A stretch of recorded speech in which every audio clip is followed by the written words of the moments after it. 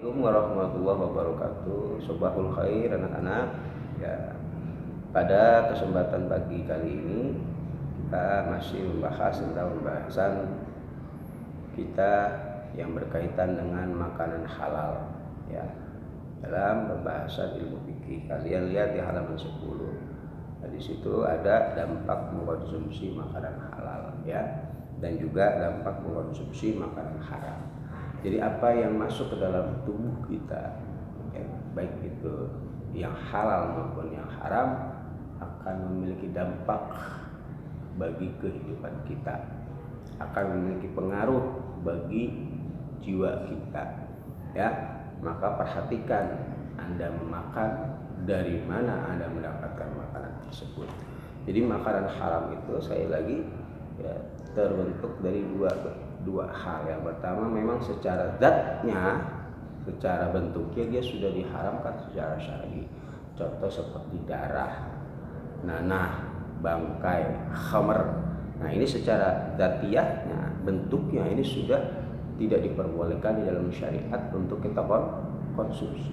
Secara bentuknya sudah tidak diperbolehkan secara zatiahnya. Ada kalanya makanan haram ini bentuknya itu diperbolehkan halal, tapi cara mendapatkannya dengan cara yang diharamkan. Seperti roti misalkan, roti terbuat dari tepung, boleh bagi kita mengkonsumsi roti, halal hukumnya.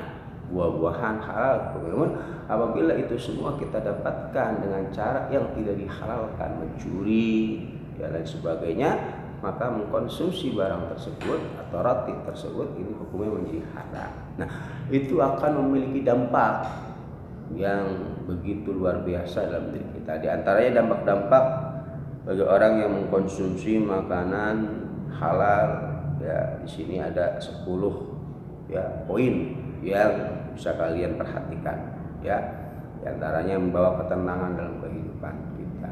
Insyaallah Allah berikan ketenangan, Allah berikan sakinah di dalam kehidupan kita, ya. Kemudian yang kedua juga dapat menjaga kesehatan jasmani maupun rohani. Insyaallah selalu dijaga kesehatan kita Allah ketika kita mengkonsumsi makanan-makanan yang dihalalkan Allah Subhanahu wa taala. Jauhkan dari segala penyakit, ya. Jauhkan dari segala wabah, ya. Kemudian tiga, mendapatkan perlindungan dari Allah. Ya, Allah yang akan menjaga kita, Allah yang akan menjaga fisik jasad kita, ya. Ya, yang keempat, menambah iman dan takwa kepada Allah tentunya. Karena dalam hadis Nabi Muhammad SAW, orang yang mengkonsumsi barang halal mau tidak mau dipaksa oleh Allah untuk takwa. Yang kelima adalah mencerminkan kepribadian yang jujur dalam hidupnya, ya, dan sikap apa adanya. Dia akan selalu berkepribadian yang jujur, akhlak yang baik, akan qanaah, menerima atas pemberian Allah Subhanahu wa taala. Inilah orang-orang yang mengkonsumsi dari makanan-makanan yang dihalalkan. Kemudian di antara lagi rezekinya, ya, yang diperoleh ini akan membawa keberkahan luar biasa. Allah akan memberikan keberkahan di dalam rezekinya, baik di dunia maupun di akhirat. Rezeki yang berkah dan rezeki yang bisa memberikan manfaat bagi pemilik rezeki tersebut. Ya, sedikit tapi barokah luar biasa, apalagi banyak barokah. Nah, ini.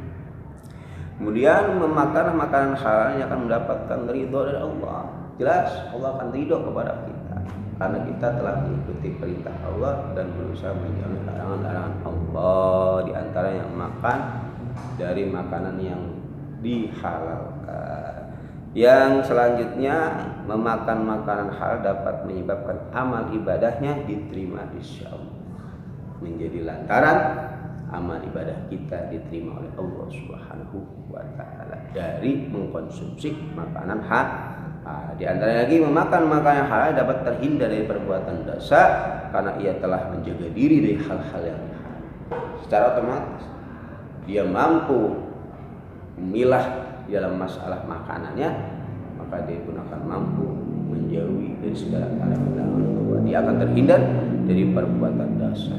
Nah, itu dampak sebagian poin-poin bagi seorang hamba yang mengkonsumsi makanannya adalah makanan-makanan yang halal. Nah, sekarang dampak bagi orang yang mengkonsumsi makanan-makanan haram. Diperhatikan tadi, baik haram secara bentuk makanan itu sendiri seperti darah, nanah, khamr, ya, atau haram bukan karena bentuknya haram tapi cara mendapatkannya yang diharamkan. Nah, ini pun memiliki dampak yang luar biasa ya bagi diri kita. Di sini diantaranya adalah memakan bangkai ini berarti makan daging busuk. Nah, sedangkan daging yang busuk dalam terdapat bibit-bibit penyakit yang dapat berakibat buruk bagi kesehatan orang yang memakan. Tentunya akan mudah terganggu di dalam kesehatannya. Ya. Yang kedua juga dapat merusak mental, akidah dan keyakinan. Sebab jika memakan seperti daging yang dipersembahkan untuk berhala, maka secara jelas ini merusak iman dan akidah, bahkan dapat berakibat syirik. Itu sudah pasti. Ya. Jadi kalau kita punya kepribadian tidak baik, ya pasti ada yang salah. Ya, maka perhatikan makan Anda. Insya Allah ketika Anda setelah memperbaiki atib mat amak, ustajab itu, perbaikilah makanmu, niscaya Allah akan ijabah doa. Karena daging yang ada dalam diri kita, darah, nah ini terus bersumber dari makanan. Nah, kalau makanannya itu makanannya halal, maka secara otomatis dia akan menjadi baik, dia akan taat kepada Allah. Tapi kalau yang masuk ke dalam tubuh kita, daging yang ada dalam diri kita ini bersumber dari makanan yang haram, dia akan berontak untuk taat kepada Allah. Dia akan bermaksiat selalu kepada Allah Subhanahu wa Ta'ala. Maka mentalnya akan rusak, akidahnya akan rusak. Nah ini ya. Di antara lagi ya, tidak diterimanya amal ibadah oleh Allah Subhanahu wa Ta'ala. Dalam hadis dikatakan yang diriwayatkan oleh Ibnu Abbas bahwa ya Sa'id bin Abi Waqqas berkata kepada Nabi Muhammad SAW, "Ya Rasulullah, doakanlah aku agar menjadi orang yang selalu dikabulkan doanya oleh Allah." Ya, kemudian Rasulullah bersabda, "Wahai Sa'ad, perbaikilah makananmu, makanlah makanan yang halal, niscaya engkau menjadi orang yang selalu dikabulkan doanya." Ya, ini hadis Nabi Muhammad SAW. Dan juga diantara dampaknya lagi adalah mengikis ya keimanan daripada pelaku pemakan makanan yang diharamkan dan memasukkan pelakunya tentunya ke dalam jurang neraka ya Allah Subhanahu wa Ta'ala. Di antaranya lagi bisa mengeraskan hati orang yang memakan konsumsi atau mengkonsumsi barang-barang. Maka perhatikan, ya Allah, ini sangat penting ya bagi kita untuk memperhatikan masalah makanan. Jangan sampai ya Allah, apa-apa yang masuk ke dalam diri kita ini dari barang-barang yang haram. Nah, kalian sekarang mengerjakan tugas mandiri dari halaman 11 ya, kalian kerjakan ya dengan kemudian untuk akidah Al-Quran hadisnya kalian juga ya bisa buka halaman